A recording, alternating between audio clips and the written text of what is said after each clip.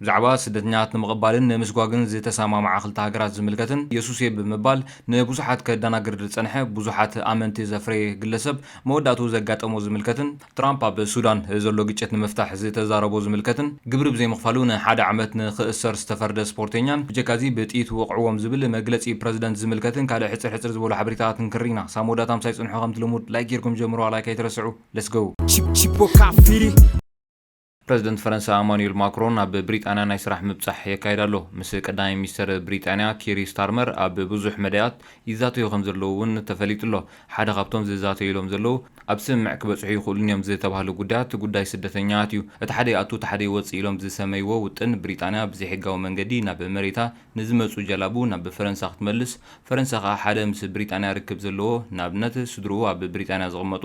ስደተኛ ብሕጋዊ መንገዲ ናብ ብሪጣንያ ንኽኣቱ ዝብል እዩ። በዚ ወፂኡ ዘሎ ውጥን ብሪጣንያ ከም ፈላሚ ንሰሙን 50 ዝኣኽሉ ስደተኛታት ናብ ፈረንሳ ክትመልስ እያ ተወጢኑ ዘሎ። ዝሓለፈ ሰሙን ፖሊስ ፈረንሳ ንገለተን ዝሓልፋ ጀላቡ ካብ ገማግም ባሕሪ ፈረንሳ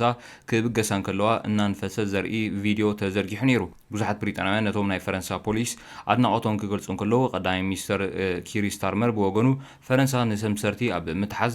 ዝያዳ ክትስዕር ተላብዩ ምንባሩን ዝዝከር እዩ። ፕረዚደንት ፈረንሳ ብወገኑ ኣብ ብሪጣንያ ዘሎ ንስደተኛታት ዝምችእ ዝስሕብን ዓይነት ሲስተም ወይ ስርዓት ክቕየር ሓሳቡ ይብሎ። ገለ ጽንፈኛ ፖለቲካዊ መርገፂ ዘለዎም እዚ ተሓሲቡ ዘሎ ቁፅሪ ምስ ናብ ብሪጣንያ መዓልታዊ ዝኣቱ ክነጻጸር እንከሎ ኣዝዩ ውሕድ እዩ ብምባል የዕዘምዝሙ ከም ዘለውን ተገሊጹ ኣሎ።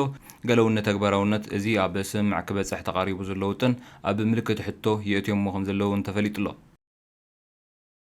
ኣብ ቀል ሓበሬታ ፕረዚደንት ኬንያ ትካላት ንዘምቱ ሰልፈኛታት ወይ ንዝሰርቁ ብጥኢት እግሮም ንኽውቅዑ ኣዚዙ ዝብል ሓበሬታ እዩ። ፕረዚደንት ኬንያ ዊልያም ሩቶ ንንግዳዊ ትካላት ዕላማ ዝገበሩ ሰልፈኛታት ፖሊስ ብጥኢት ኣብ እግሮም ንኽወቅዖም ኣዚዙ ኣሎ። ውድብ ሕቡራት ሃገራት ጉጅለ ተጣባቒ ሰብኣዊ መሰላት ኣብ ዝቐረባ እዋን ኣብ ዝተኻየደ ማዕበል ተቃወምቲ ጸረ መንግስቲ ፖሊስ ካብ መጠን ላዕሊ ሓይሊ ከም ዝተጠቀሙ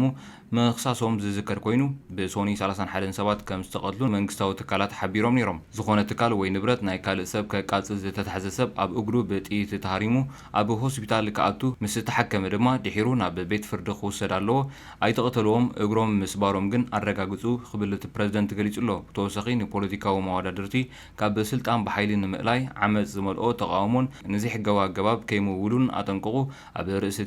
ከተማ ናይሮቢ ካልኦት ዓበይቲ ከተማታትን ዘጋጥም ዘሎ ተቃውሞ ልዕሊ 100 ሰባት ከም ዝተቐትሉን 532 ከም ዝተኣስሩን ሃገራዊ ኮሚሽን ሰብኣዊ መሰላት ኬንያ ገሊጹ ኣሎ። ፖሊስ ኬንያ 11 ሰባት ከም ዝሞቱ ምግላጹ ዝዝከር ኮይኑ ውድብ ሕቡራት ሃገራት በቲ ቅትለት ኣዝዩ ከም ዘተሓሳሰቦ ብምግላጽ ንፖሊስ ኬንያ ኣብ ልዕሊ ሰልፈኛታት ቀታሊ ተተኳሲ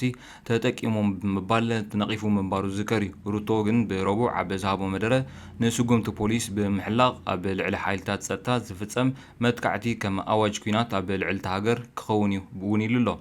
ኣነ እንከለኹ ኬንያ ብፍርሕን ሽበራን ወይ እውን ብህውከት ክትግዛእ ኣይትኽእልንያ ኣይትግዛእንያ እውን ዝበለት ፕረዚደንት ምስቶም ብድሕርቲ ተቃውሞ ዘለዉ ሰባት ብንጹር ክገጥም ምዃኑ እውን ቃልኣት ኣሎ። ዝኾነ ይኹን ለውጢ መንግስቲ ብመረፃ እምበር ብተቃውሞ ከም ዘይከውን ብምግላጽ ተቃወምቱ ሓፈሻዊ መረፃ 2027 ክጽበዩ ኣተሓሳሲቡ ኣሎ። ሩቶ ወሲኹ እዚ ሃገር ብውሕዳት ዓቕሎም ዘፅበቡ ዘይሕገ መንግስታውያን ኣገባብ ተጠቂሞም ለውጢ መንግስቲ ንዝደልዩ ሰባት ኣይክጠፍአንያ እዚ ክኸውን ኣይክእልኒ ክብል ወሲኹ ገሊጹ ኣሎ። ምክትል ፕረዚደንት ነበር ሪጋቲ ጋቻጉዋ ግን ተቃወምቲ ንሩቶ ንምውዳቕ መደብ ነይርዎም ዝብል ክሲ ነጺግዎ ኣሎ። ብዘይሕገ መንግስታዊ ኣገባብ ካብ ስልጣን ክለቁ ዝደልዮም ሰብ የለን። ኣብ ናሓሰ 2027 ኣብ ድምፂ ወረቐት ክንገጥሞም ንደሊ ኢና ስለዚ ተዛነዩ ጥራይ ድማ ይብል እቲ ኣብ 2022 ኣብ ጎድኒ ሩቶ ዝተመርፀ ድሕሪ ምፍልላዮም ኣብ ዝሓለፈ ዓመት ካብ ስልጣኑ ዝተኣለየ ጋቻጉዋ። ሩቶ ኣብቲ ሃገር ዘሎ ቅልውላውን ሽቕለት ኣልቦነት መንእስያትን እንተኣመነሉ ምምሕዳሩ ንመጀመርያ ግዜ ነዚ ንምፍታሕ ኮነ ኢሉ ስጉምትታት ከም ዝወሰደውን ገሊጹ ኣሎ።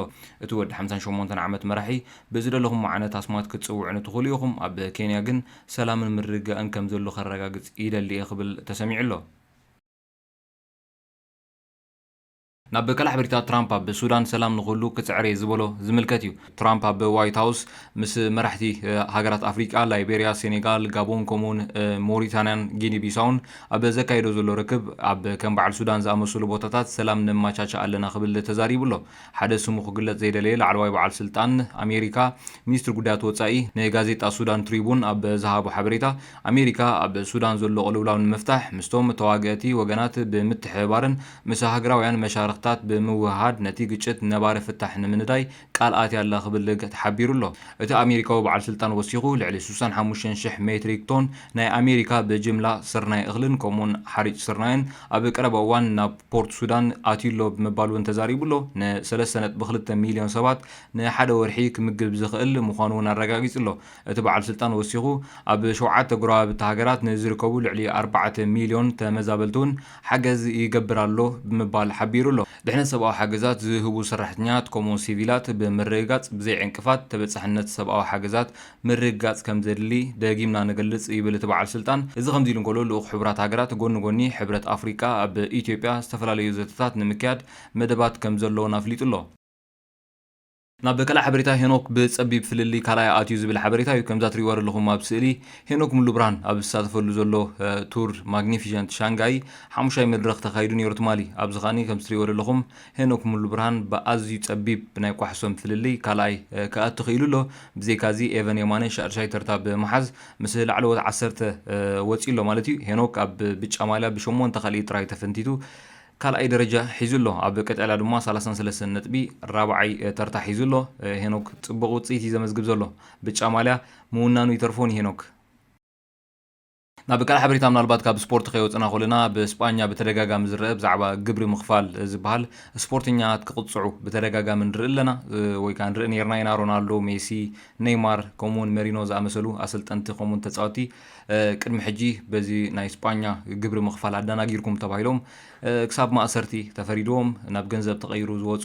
ርኢና ኣለና ማለት እዩ ኣብዚ ሕጂ እዋን ካኒ ካርሎ አንቸሎቲ ንሓደ ዓመት ክእሰር ተፈሪድዎ ኣሎ ኢጣልያዊ ኣሰልጣኒ ካርሎ አንቸሎቲ ኣብ ስጳኛ ክሰርሕ ኣብ ዝጸናሐሉ ግዜ ኣብ መሰል ተራእይነቱ ክኸፍሎ ዝግብኦ ዝነበረ ግብሪ ኣደናጊርካ ብዝብል ክሲ ንሓደ ዓመት ክእሰር 386,000 ዩሮ ገንዘባዊ መቕጻዕቲ ክኸፍልን ተፈሪዱ ኣሎ ቅድሚ ሕጂ ከም ዝበልኩኹም ሮናልዶ ሜሲ ኔይማር ከምኡውን መሪኖን ካልኦት ሱሙያት ኣብ ናይ ኩዕሶ እግሪ ስጳኛ ተመሳሳሊ ክስታት ዝቐረበሎም ብገንዘብ ተቐፂዖም ከም ዘደቃቕስዎ ዝዝከር እዩ አንቸሎቲ እውን ካብ ማእሰርቲ ብከምዚ መንገዲ ክገላገል ትፅቢት ይግበር